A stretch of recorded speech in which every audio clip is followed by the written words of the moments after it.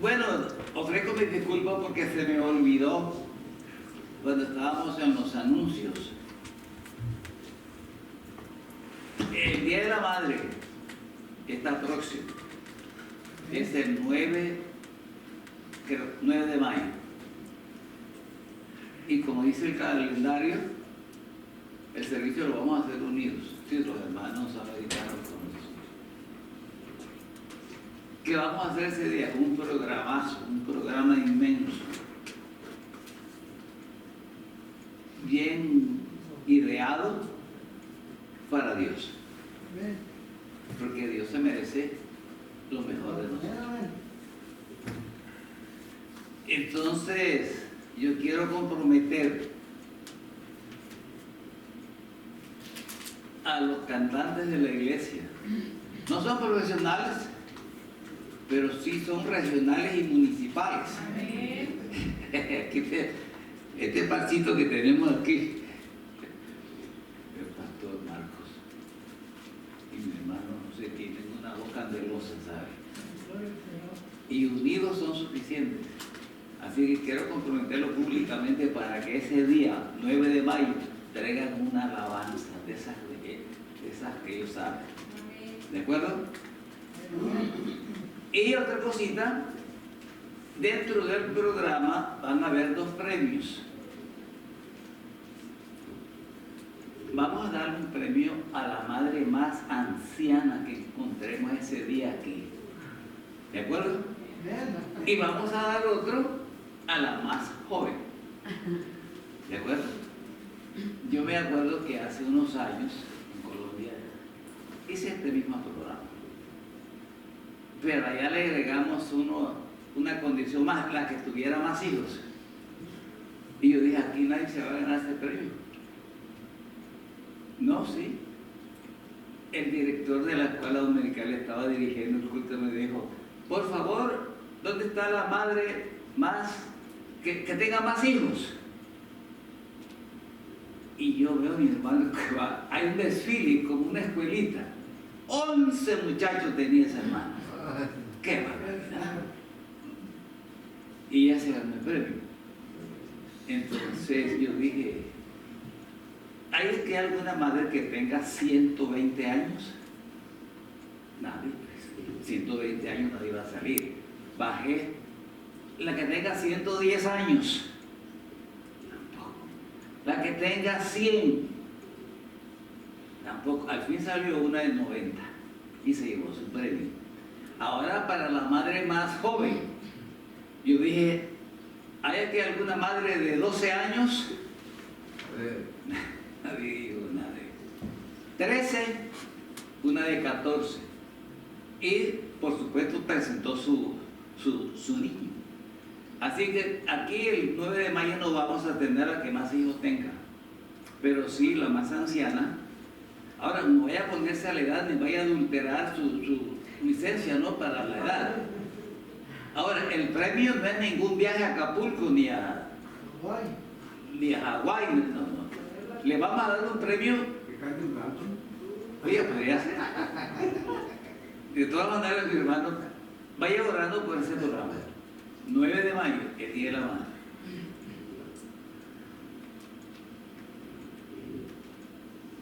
Padre, en el nombre de Jesús, queremos darte gracias, porque tu palabra no regresa vacía. Te rogamos que tomes tú estas palabras, Señor. Gracias te damos porque nos das el privilegio de tocar el mensaje bíblico de tu palabra. Bendecimos en tu nombre a las familias congregadas en este lugar, en esta hora. Provee la salud de aquellos que están quebrantados de ella. Bendecimos los hogares, Señor, de aquellos que tienen dificultades. Trae tú la solución a las dificultades que se nos presentan, Señor. Recurrimos siempre a ti como para recibir ese bálsamo precioso de tu palabra. Ponemos las vidas de tus hijos en el altar de tu gracia y síguenos dando la unción del Santo. Te lo rogamos en el nombre de Jesús. Amén. El hermano Marco T. Yo le dije a mi esposo el otro día, ¿sabe que el esposo de la hermana Cristina se llama Marco T?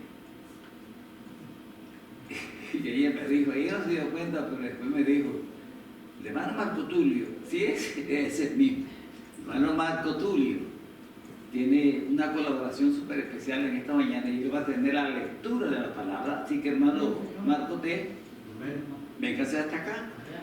Sí, porque figúrese, si usted quiere salir en televisión tiene que venir hasta aquí. Claro. Él va a leer. ¿Dónde va a leer usted? En Amós 8:11. Amós 8:11. Vamos a colocarnos en pie para escuchar la lectura de la palabra del Señor. Amós 8:11. Sí. No, el 11 nada más. Sí. Lo leemos, hermanos, en el nombre del Padre, del Hijo y del Espíritu Santo. Amén. Dice, he aquí vienen días, dice Jehová, el Señor, en los cuales enviaré hambre a la tierra, no hambre de pan, ni de sed, ni de agua, sino de oír la palabra de Jehová. Amén. Gracias, hermano. Muy amable. Pueden sentarse, hermanos. Gracias.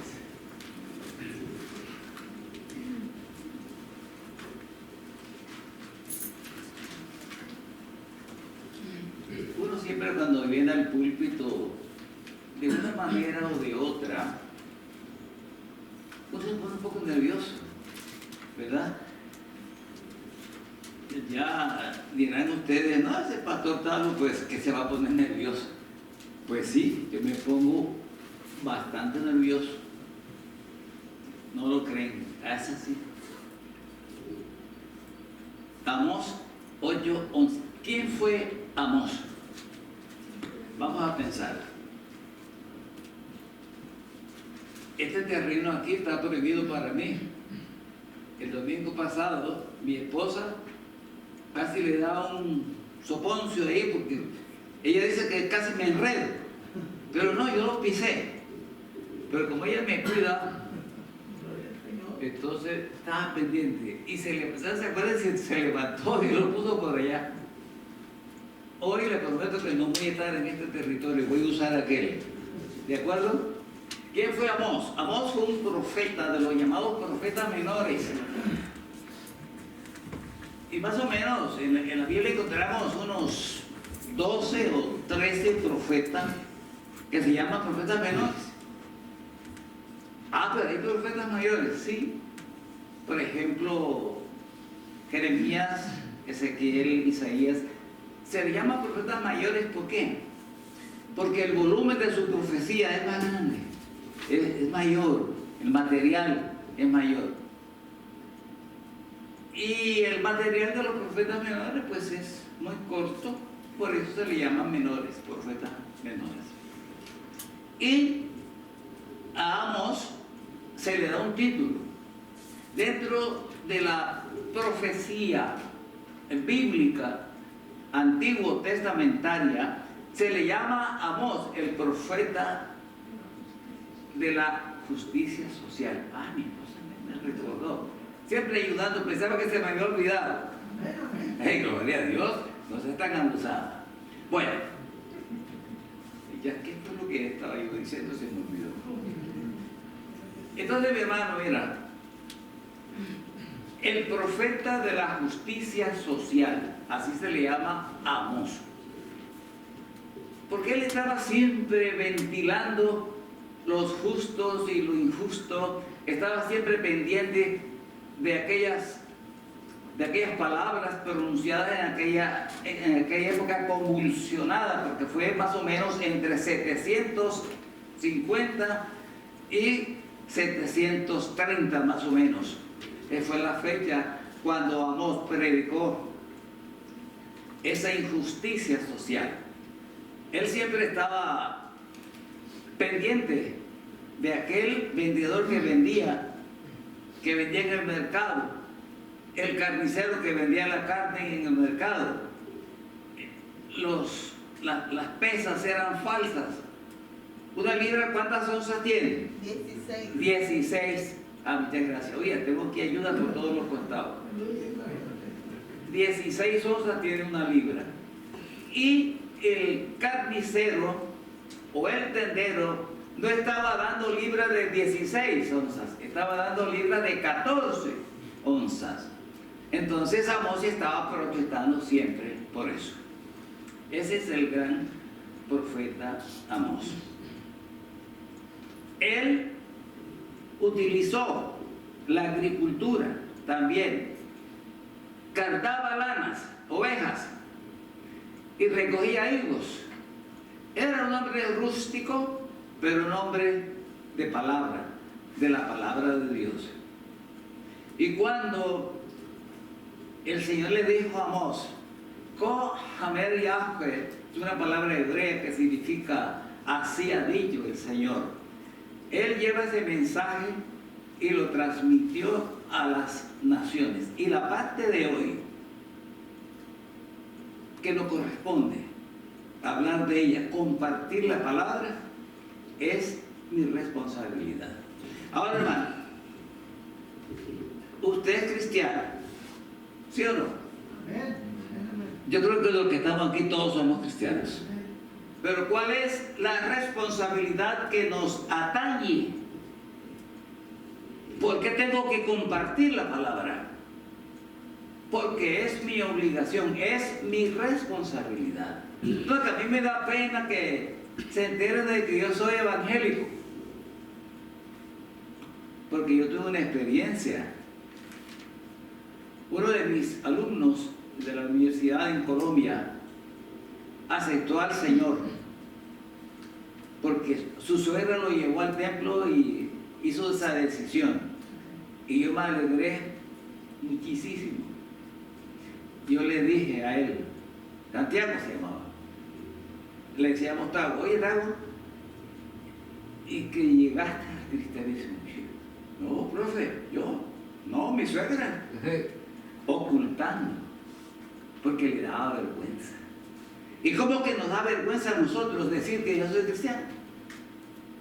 Y así pasa con muchos de nosotros, ¿cierto? Nos da pena. No, la cristiana es mi esposa. No, no es así, no sabe de la iglesia, hermano. Pero él es cristiano. Pero él viene al templo, sí. Pero trae su Biblia oculta. Algunos la traen aquí, guardadita para que nadie la vea. Otros no usan Biblias, sino ese bendito celular ahora, que es la invención del diablo. Ahora muchos cristianos ya con esos celulares se llevan y van a un funeral van a un funeral con el celular en la mano. Y yo no me opongo a que lo use, ¿verdad? Pero es que el celular de alguna manera o de otra ha reemplazado a la escritura, a la Biblia. No, pero si yo lo puedo leer en el celular. Sí, claro que sí. Nosotros, por ejemplo, tenemos un devocional diario, mi esposa y yo. Y generalmente usamos el celular para las citas bíblicas, porque allá hay un comentario y nos ayuda mucho el comentario. Eso no es malo, pero no debemos ocultar ni pasar por alto la responsabilidad que nosotros tenemos como hijos de Dios, de compartir la palabra. Ahora, si yo preguntara en esta mañana, ¿cuántos nos hemos ganado para Cristo? ¿A cuántos hemos aconsejado? ¿Cuántos han recibido una palabra de ayuda de parte nuestra? Porque cuando alguien pide un consejo a usted no le sale pidiéndole consejo a él, pero usted le da una palabra de ayuda, una palabra de fortaleza, una palabra que honre a Dios. Hay una expresión hermosísima en latín que me aprendí cuando estaba yo en tercer año de bachillerato. Eso hace como 800 años. Y todavía me acuerdo que dice cor quod ama deum nobilitaturis. Significa el corazón que ama a Dios se ennoblece. Entonces, mi hermano, esa nobleza que viene de parte de Dios para usted y para mí, vamos a explotarla. ¿Cómo? Compartiendo la palabra. El tema de hoy, compartir la palabra, es nuestra responsabilidad. Por eso preguntaba cuántos nos hemos ganado para Cristo. ¿Cuántos se han ganado ustedes, hermano? ¿Cuántos años tiene de vida cristiana? Yo voy a cumplir 20. ¿Y tú? 30. ¿Y tú? Voy a cumplir 10 años. ¿Y tú? Me acabo de graduar en el Evangelio. Tengo 3 añitos. Todavía estoy tomando tetero. Así se llama. Biberón, tetero, como mamina en algunos lugares. No sé cómo se llama en México. Biberón. Algunos estamos todavía tomando leche. No hemos madurado, no hemos aprendido a comer sólido. ¿Cuántos nos hemos ganado para el Señor? Pues que yo me acuerde, ninguno, pastor, ninguno. Ni siquiera le has hablado al vecino. Ya, que se pudre en el infierno. No. Eres ese vecino que te pone la música todos los sábados a todo dar, y tú le decís, ¿por qué no se muere ese viejo? No le digas así. Háblale de la palabra. Que estamos trabajando con un compañero ahí en la labor. Háblale de la palabra. Exprésale. No, que yo tengo de amigos varios que están ahí conmigo en el campo. ¿A cuánto le has hablado de la palabra? ¿Tienes temor de que te rechacen? Inténtalo, viejo. Pero a veces somos así, ¿no? No hablamos de la palabra.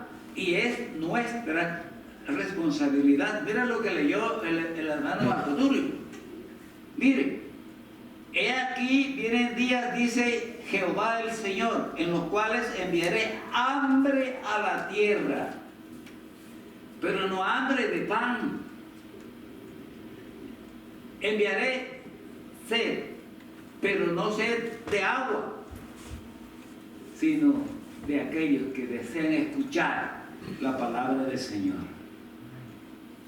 Así es, mi hermano. Hay sed. Y cuando Jesús estaba en la cruz agonizando, ¿qué dijo él? Tengo sed. ¿Te acuerdas?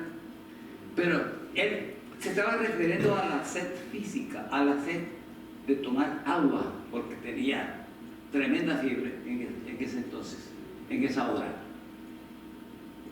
Pero la contundencia transliteriana que estoy utilizando aquí es el hambre que tiene el Señor de recibir más almas para su reino.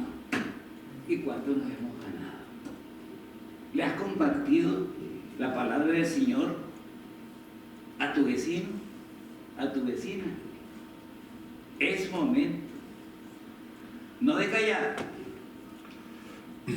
No es como dice la televisión, lo que callamos las mujeres. Aquí me gustaría repetir y transliterar la frase, lo que callamos los cristianos. ¿Por qué callamos? No que me da vergüenza, no que me da pena. No. La palabra crece como ríos y no se acabará, y sigue fluyendo y sigue corriendo. La palabra, como ríos de agua viva, nutre el espíritu, lo nutre, lo fortalece. Y nosotros cruzamos el brazo. ¿Cómo crece la iglesia, hermano?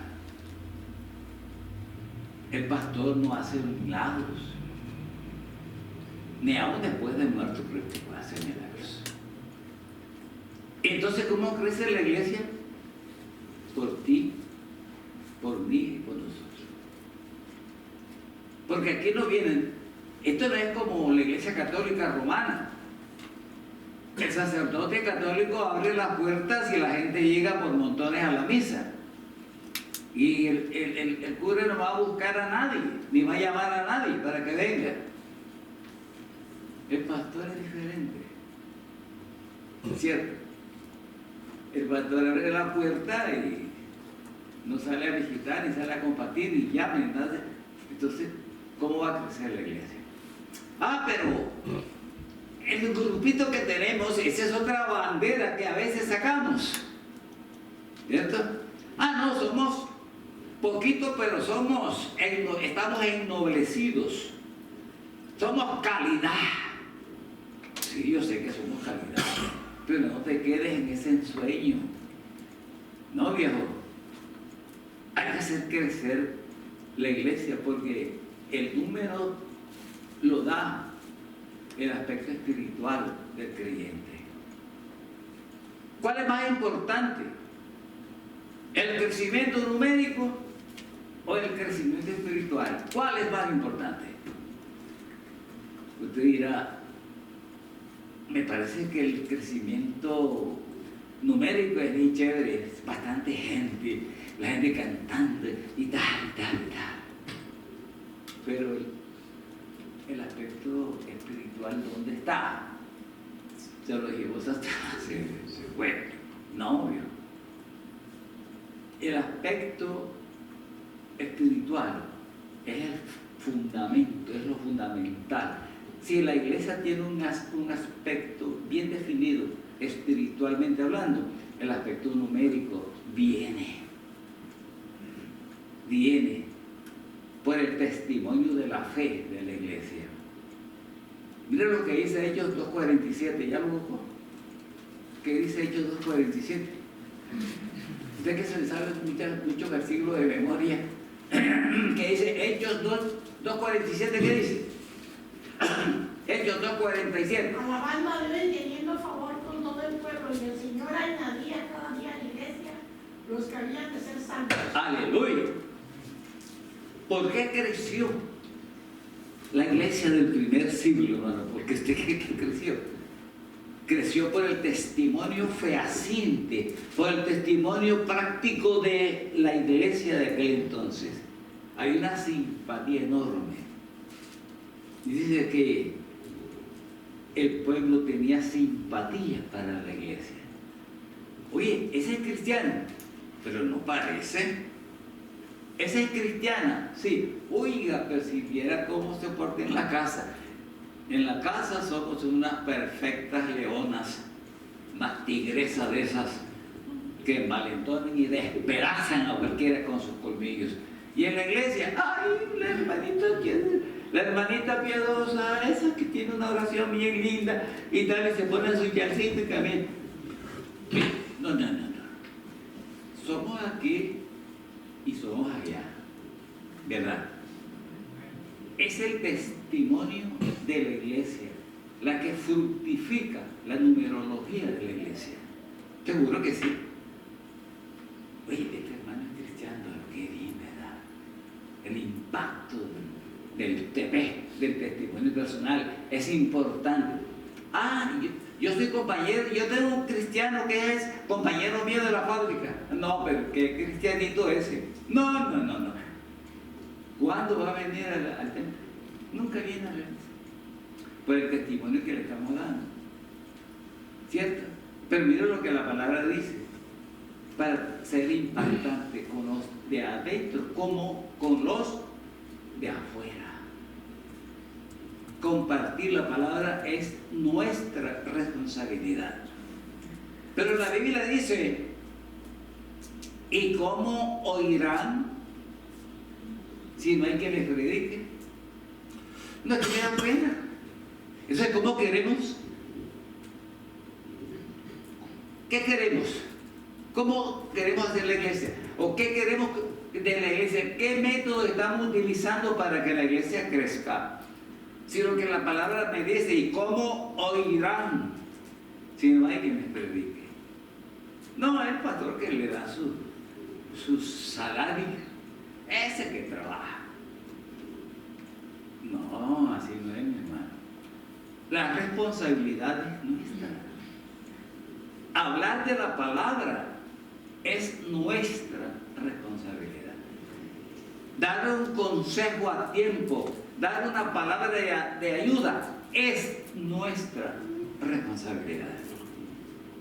Si recibimos la palabra, es para compartirla, porque esa debe ser una prioridad, debe ser nuestro anhelo primario. Y ese primer amor que sentimos. Y muchos cristianos siguen viviendo el primer amor en Cristo después de 30 y 40 años de vida cristiana. Todavía sienten el ardor, esa pasión de hablar, de compartir la palabra. Nosotros tenemos 57 años de matrimonio. Y doña Nidia todavía me inspira pasión. No esa pasión de... No. La otra pasión. Mira, pastor, pero es tanto tiempo. ¿Cómo es posible usted haya soportado tanto? Mi pobre esposa es testigo de todas las cosas que yo le he hecho sufrir. ¿Me entiende? Pero hay una pasión todavía para la pareja. Yo amo a mi esposa. Y para ella, de los hombres que hay aquí, el más bonito soy yo. Y lo mismo dirá la hermana Rosa. Y la hermana Cristina dirá igual. Y Ana dirá igual. No, para mí Samuel es lo máximo que hay aquí, ni que pastor, ni que nada. Samuel es lo mío. Es la pasión. Es la pasión, hermano. Ahora, sentimos la pasión para compartir la palabra porque es nuestra responsabilidad. ¿Cómo criamos a nuestros hijos? Bajo la égida, bajo la férula del Espíritu de Dios. Cuando hay sabiduría en nosotros, podemos compartirla a nuestros hijos. En Colombia, el 12% de los hijos de pastores llegan al final ayudando a sus papás en el altar. Y el 88%, cuando llegan a los 14 años, ya se rebelan, ya no quieren ir, porque están viendo que la iglesia es una filosofía de nonis. No hagas esto, no hagas esto, no hagas esto. Yo tuve que reprender a una viejita, esa que se coloca en la parte de atrás. Antes no había silla, sino antes. Siempre criticándome. Cuando veía a Carlitos, mi hijo, y a Ruby, pequeñitos así, ahí corriendo por el altar. Y dice, oye, ¿y eso que son hijos del pastor? ¿Y eso que son hijos del pastor? Óigame, ya me tenía hasta la coronilla la viejita. Oiga, y entonces yo le dije, ven acá, vieja, ¿qué es lo que tú estás hablando? No, pues, así con esa risita así, tú sabes. Ay, no, pastor, que como uno cree que como son los hijos del pastor, pues, no, mira, los hijos del pastor son chiquitos, no tienen que criticar eso, son niños. Y yo me canso de decirles, no corran, pero los niños son así. Usted no ha luchado con los hijos suyos. Hermano José, ¿cómo se portó Blanquita cuando tenía 5 añitos? Traviesa, ¿cierto? Rompiendo todos los adornitos que había en la sala. Me imagino que sí. No. Ah, ¿le dio papá? Ay, pobrecita. Uy, sí. Y me imagino que todos nosotros, el hermano Marco T, como está luchando con la chiquillada que tiene ahí. Pero es así. La pasión de Cristo. Tenemos que amar al Señor con pasión, porque Él nos ama con pasión también. A pesar de haberlo ofendido. Yo estaba predicando una campaña una vez en Colombia. Y había un muchacho que había hecho de todo. Había robado, había ofendido, había violado, había hecho diabluras, como decimos. Y yo prediqué esa noche. Y yo me acuerdo que yo dije, a pesar de lo que has hecho, el Señor no ha dejado de amarte. A pesar de nuestra negligencia, mi hermano, el Señor no nos ha dejado de amar. Él nos sigue amando. Y ese muchacho empezó a lagrimear y llorar. Cuando dice la invitación para recibir a Cristo, él vino al altar. Solo porque yo le dije que el Señor no lo había dejado de amar, por eso. Entonces, hermanos, si recibimos el mandato, es para obedecerlo. Cuando Jesús le da a sus seguidores la famosa gran comisión, le dice, vayan. Así dice la traducción, pero una traducción más correcta es mientras van, hagan esto, hablen de esto, hablen del Señor, enseñen esto, Es responsabilidad de aquellos, sí, pero es nuestra responsabilidad. Hay que luchar, hermano, pero la palabra del Señor nos dice de nuevo: he aquí, vienen días, dice Jehová el Señor, en los cuales enviaré hambre a la tierra, no hambre de pan, ni sed de agua, sino de oír la palabra de Jehová. Hay ansiedad en el mundo, y nosotros, mire, masticando el chicle y con los brazos cruzados. No quiero. Nos están ordenando que lo hagamos. Y hay que compartir la palabra. Si tú quieres que este grupo siga creciendo, tenemos que compartirla. Hay que compartir la palabra. Si recibimos el mandato, es para obedecerlo. Sin distingo de raza, sin distingo de nación. ¿Cuántas nacionalidades hay aquí? ¿Hay aquí alemanes? ¿No hay ni un solo alemán? ¿Cuántos son del Reino Unido? ¿Son ingleses? ¿Cuántos? Pues yo pregunto, ¿cuántos mexicanos tenemos aquí? Hay varios. ¿Todos? No. ¿Quién dijo? No. Pero la mayoría sí. ¿Cuántos nicaragüenses? Aquí, ¿cuántos nicaragüenses tenemos en este grupo de hoy? Hay 2. La hermana no, ya perdió la nacionalidad, ahora ella es ciudadana norteamericana. Ya no come chancho, ahora es americana. Así le dicen en Nicaragua a los marranos, pues, chancho, el cerdo. Hermano Samuel, ¿usted de dónde es? Puerto Rico. Sí, puertorriqueño. Wow, con razón usted es salsómano, porque ahí lo veo cuando estamos cantando el Espíritu de Dios, ¿no? Le hace vibrar sus huesos, sus carnes. Yo cuando escucho una cumbia, pues, a veces hay cumbias cristianas, hermano. Hay cumbias cristianas que uno por naturaleza tiene que moverse, pues, usted sabe. Y hay unas canciones que lo ponen a uno en el éxtasis de la palabra. Lo pone ahí en el altar. Ahora, dice que si recibimos el mandato, es para obedecerlo, sin distingos de colores políticos. Cuando estaba el señor Obama en la presidencia, algunos cristianos eran obamistas. Ahora cuando estuvo Trump, yo no sé cómo se le llama a los seguidores de Trump. ¿Trumpudos será? Trump. Algunos eran seguidores de Trump. Ahora está Biden. Y siempre habrá. En Colombia hay como 80 partidos. Hay más partidos que votantes en mi país. Oye, qué cosas tremendas. No sé si en México es igual. Pero yo siempre fui conservador. 2 partidos políticos muy tradicionales en mi país: el liberal y el conservador. El liberal, aquel colombiano que era todo alegre, festivo y tal, no le importaba nada, pero el conservador era más cauto, como que, no sé, más llevadero. Y en la pareja, generalmente, hablo de la pareja cristiana, para compartir la palabra. Algunos son más liberales que otros. Entre ustedes 2, mis queridos congéneres de la fe cristiana, no sé cuál de los es más liberal.